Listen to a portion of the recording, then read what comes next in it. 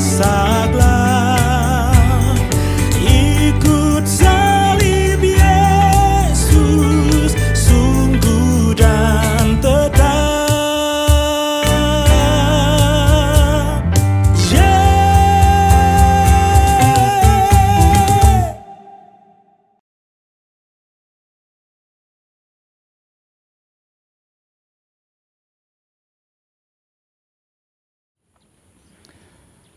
Selamat pagi Ibu, Bapak, Saudara, dan anak-anak yang dikasihi Tuhan. Berharap kita dalam kondisi sehat, diberi kekuatan oleh Tuhan. Dan pagi hari ini kita akan bersama-sama mendengar, merenungkan firman Tuhan untuk kita semua. Dan sebelumnya kita akan datang pada Tuhan di dalam doa. Kita berdoa. Bapa di dalam surga, pagi hari ini kami hendak bersama-sama belajar sebagian dari kesaksian firman Tuhan. Biarlah Tuhan sendiri yang membuka mata hati kami, pemikiran dan hidup kami, sehingga kami boleh mengerti apa yang Kau kehendaki untuk kami simpan dan kerjakan. Hamba-Mu yang menyampaikan firman, Tuhan juga pakai, sehingga dengan demikian kami boleh mengerti bersama dan melakukan bersama dalam kehidupan sehari-hari. Urapi dan kuasai kami dengan Roh Kudus-Mu, dan hanya di dalam nama Tuhan kami Yesus Kristus kami berdoa. Amin. Ibu, Bapak, Saudara yang dikasihi Tuhan, juga anak-anak, kita akan bersama-sama melihat apa yang tertuang dalam Matius 5 ayat yang ke-29 dan 30. Matius 5 ayat yang ke-29 dan 30 demikian. Maka jika matamu yang kanan menyesatkan engkau, cungkilah dan buanglah itu. Karena lebih baik bagimu jika satu dari anggota tubuhmu binasa daripada tubuhmu dengan utuh dicampakkan ke dalam neraka. Dan jika tanganmu yang kanan menyesatkan engkau, penggalah dan buanglah itu. Karena lebih baik bagimu jika satu dari anggota tubuhmu binasa daripada tubuhmu dengan utuh masuk neraka. Sedemikian pembacaan saya, dan yang berbahagia tentu kita semua yang mau mendengar, memelihara firman Tuhan, bahkan melakukan dengan setia dalam kehidupan sehari-hari. Haleluya, amin. Ibu, Bapak, Saudara yang dikasihi Tuhan, tema pada pagi hari ini jangan setengah-setengah. Dan kalau kita mencoba untuk memperhatikan kalimat-kalimat yang disampaikan Tuhan Yesus melalui Injil Matius ini, tentu kita memahami bahwa kalimat itu sangat sederhana. Lugas. Setiap kosakatanya bisa kita mengerti bersama, kita pahami dengan betul. Tidak ada satu istilah yang asing di sana. Tetapi yang menjadi pertanyaan adalah, apa maksud kalimat Tuhan Yesus itu? Apakah kita harus menuruti secara letterleh, hurufiah, apa yang tertulis di sana secara nyata? Kalau kita mencoba untuk mengerti secara sekilas, tentu kita mengatakan bahwa Tuhan sungguh sangat kejam. Tuhan kok tidak ngerti ya situasi hidup kita. Terlebih dalam situasi kondisi yang sekarang ini terjadi.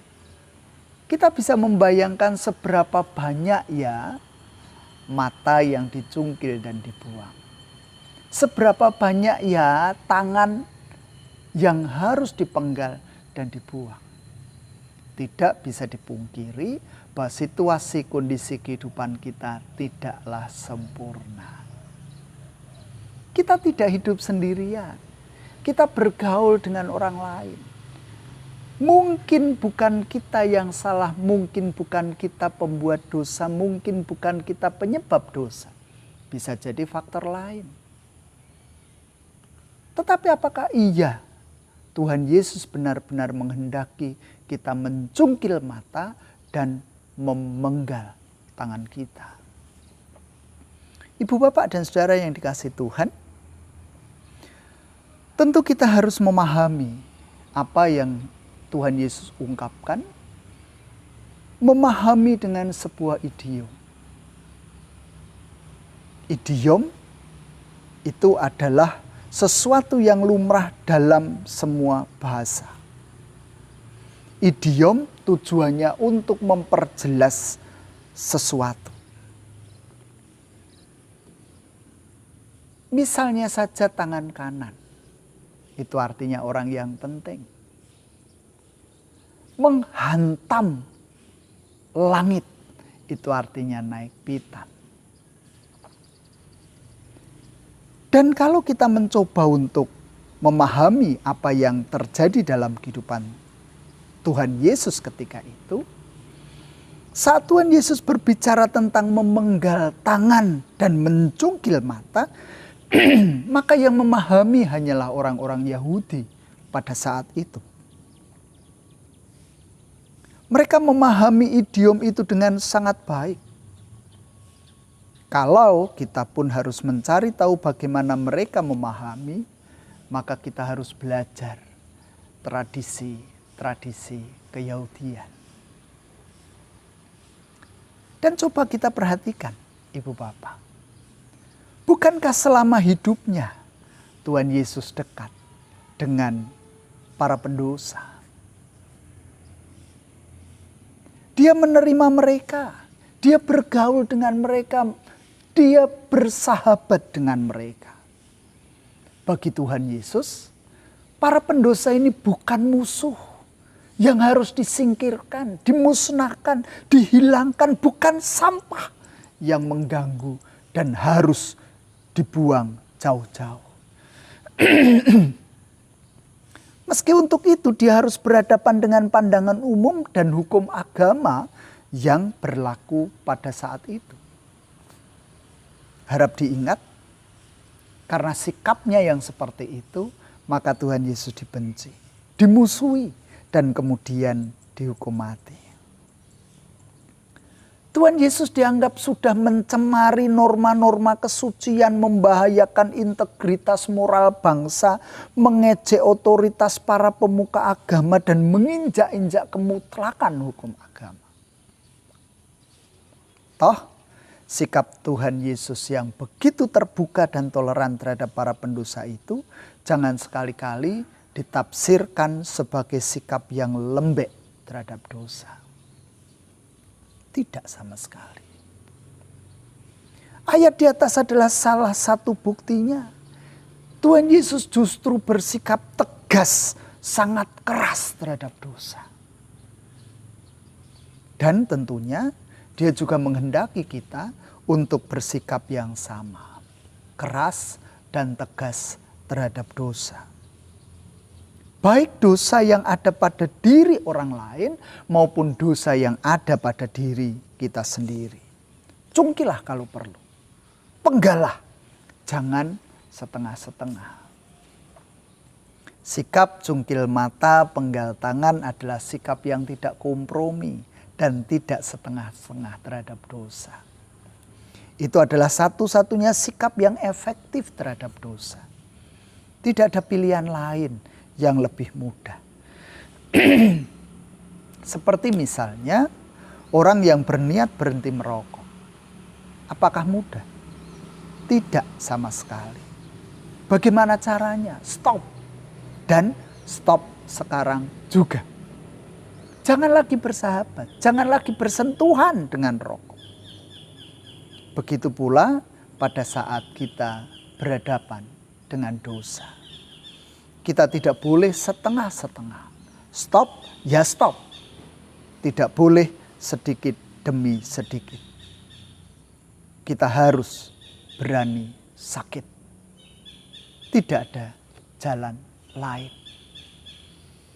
Dan biarlah kita terus berusaha untuk memenuhi apa yang Tuhan inginkan bagi kehidupan kita.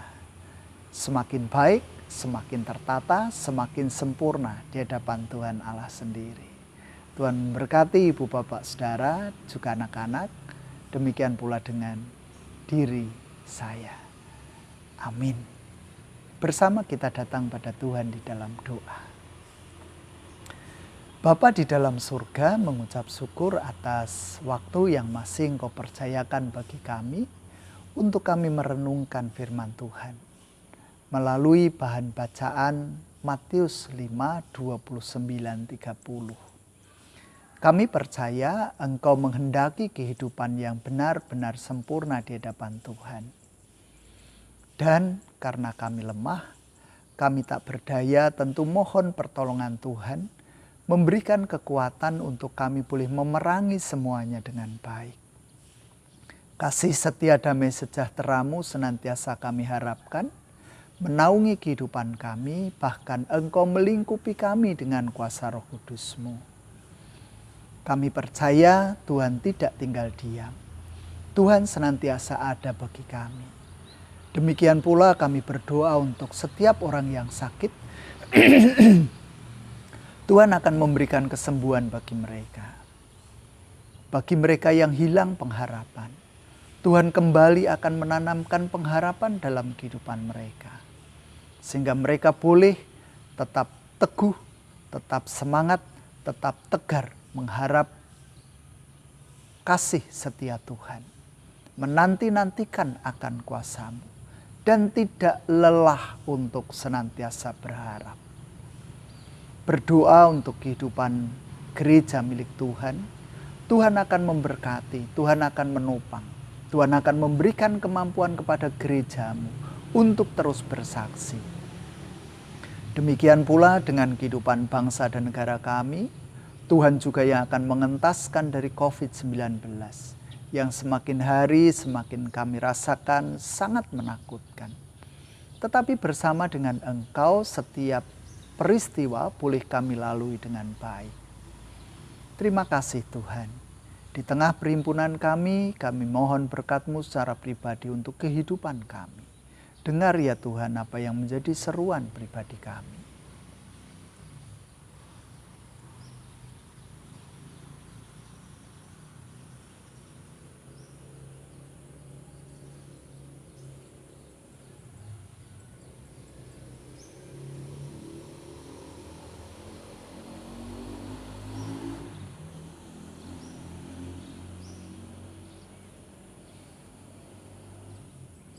Sebentar lagi kami hendak mengakhiri persekutuan ini.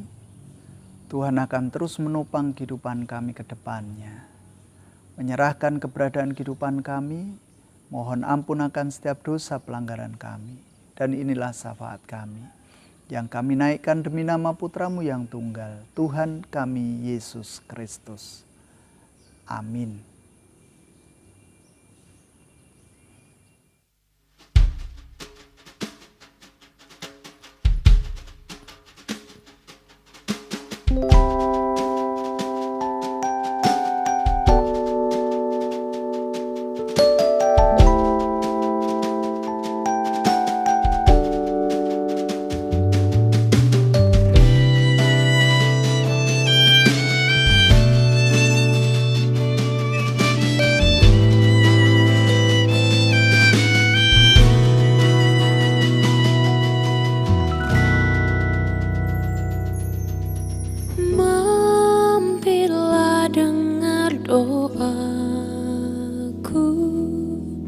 Yesus penebus,